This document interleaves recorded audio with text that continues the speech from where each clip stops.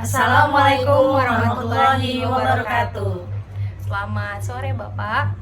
Perkenalkan kami dari kelompok 5 ingin mempresentasikan materi seminar komunikasi dengan judul proposal kami, yaitu pemanfaatan media sosial dalam menyampaikan informasi lowongan kerja kepada job seeker dengan studi deskriptif yaitu kualitatif pada perusahaan PT Top Karir Indonesia dengan beranggotakan saya sendiri Putih Azwina Hayati. Saya Feni Mulyaningsi. Saya Suciana Hemperda. Oke, mari sama-sama kita saksikan. Yang pertama yaitu abstrak. Seiring dengan perkembangan pada dunia teknologi, internet menjadi basis dalam suatu kehidupan manusia.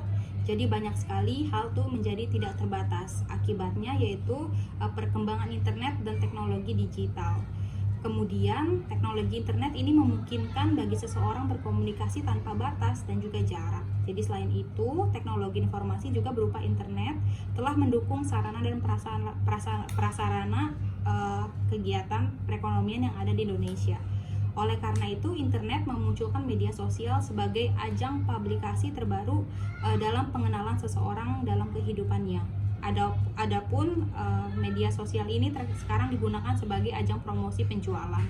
Jadi tujuan daripada penelitian ini yaitu untuk mengetahui bagaimana pemanfaatan media sosial dalam menyampaikan informasi kepada job seeker top karir gitu. Dan kemudian bab satunya, revolusi industri ini di mana teknologi menjadi basis dalam suatu kehidupan manusia. Jadi banyak hal menjadi tidak terbatas akibatnya perkembangan internet dan teknologi digital. Pemakaian internet juga bukan hanya sekedar mencari informasi dan juga lifestyle ataupun pendidikan. Kemudian lanjut kepada bab 2 yaitu landasan teori. Kemudian landasan teorinya seperti yang disampaikan oleh bukunya Allolivery. Staton mengatakan bahwa sekurang-kurang ini ada 5 tujuan komunikasi, diantaranya mempengaruhi orang lain, kemudian membangun atau mengelola relasi antar personal, kemudian menemukan perbedaan jenis pengetahuan dan membantu orang lain, dan yang terakhir yaitu bermain atau bergurau gitu. Kemudian dapat dipahami terdapat 5 unsur model komunikasi, 5 Harwell Laswell. Jadi ada 5, ada who, what, which, to whom, dan juga what effect. Oke, selanjutnya komunikasi massa yang akan dibacakan oleh Ibu Feni. Ya. Oke, selamat sore teman-teman semua. Di sini saya akan melanjutkan dari rekan saya Putih Azwina. Yang akan saya sampaikan di sini yaitu tentang komunikasi massa yang pertama. Nah, komunikasi massa ini merupakan proses di mana organisasi media membuat dan menyebarkan pesan kepada halayak yang dapat memenuhi dan mencerminkan kebudayaan suatu masyarakat. Nah, menurut Saiful Rohim mengatakan bahwa komunikasi massa adalah suatu proses di mana organisasi media memproduksi dan menyebarkan pesan kepada publik secara luas, dan pada sisi lain merupakan proses di mana pesan tersebut dicari, digunakan, dikonsumsi oleh audiens sendiri. Baik, yang kedua akan saya sampaikan media massa. Menurut Cahyono Widarmanto, media massa merupakan media yang diperuntukkan untuk massa ilmu jurnalistik. Media massa menyiarkan berita atau informasi, disebut juga dengan istilah pers. Media massa terdapat pula konsep-konsep penting. Ada 3 konsep penting tentang media massa, yaitu media massa adalah suatu bentuk usaha yang berpusat pada keuntungan. Kedua, perkembangan dan perubahan dalam pengiriman dan pengkonsumsian media massa dipengaruhi oleh pengembangan dari teknologi itu sendiri. Nah, untuk yang ketiga, media massa senantiasa mencerminkan sekaligus mempengaruhi kehidupan masyarakat, dunia politik, dan budaya. Di sini kita beralih ke new media. New media ini sendiri adalah berbagai perangkat teknologi komunikasi yang berbagi ciri yang sama, yang mana selain baru dimungkinkan dengan digitalisasi dan ketersediaannya yang luas untuk penggunaan pribadi sebagai alat komunikasi. Internet telah menjadi media yang diperhitungkan untuk iklan dan promosi. Sebagai perusahaan saat ini telah memiliki situs web atau website sebagai media promosi dan komunikasi pada saat ini. Untuk yang keempat, penjelasan dari saya itu tentang media sosial.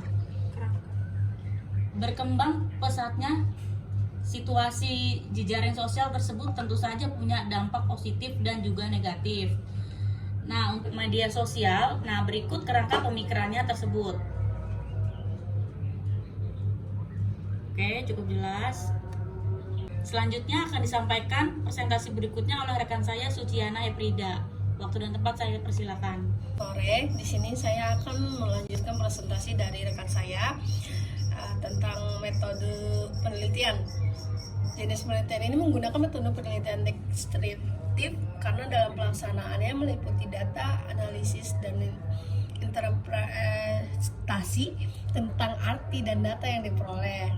Terus juga selanjutnya dijelaskan oleh David William yang mengemukakan bahwa penelitian kualitatif adalah pengumpulan data pada suatu latar ilmiah dan dilakukan oleh orang atau peneliti yang tertarik secara alamiah. Terus penelitian kualitatif bertujuan memperoleh gambaran seutuhnya mengenai suatu hal menurut pandangan manusia yang diteliti dan kesemuanya tidak dapat diukur dengan angka. Terus ada metode pengumpulan data. Untuk memperoleh data yang diperlukan, maka penulis menggunakan metode sebagai berikut: penelitian lapangan. Penelitian yang dilakukan untuk mengumpulkan data primer melalui observasi dengan cara memberikan kuesioner kepada responden. Terus kedua, penelitian kepustakaan, yaitu yang dilakukan dengan membaca buku yang berhubungan dengan masalah yang diteliti ataupun dengan cara browsing di internet. Ketiga, ada metode analisis data. Penelitian ini adalah penelitian deskriptif dengan lebih banyak bersifat uraian dari hasil wawancara dan studi dokumentasi.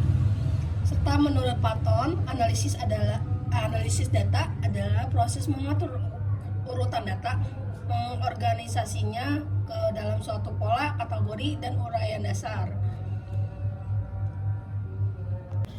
Terima kasih. Demikian presentasi dari kelompok kami. Wassalamualaikum warahmatullahi wabarakatuh. Salam sehat.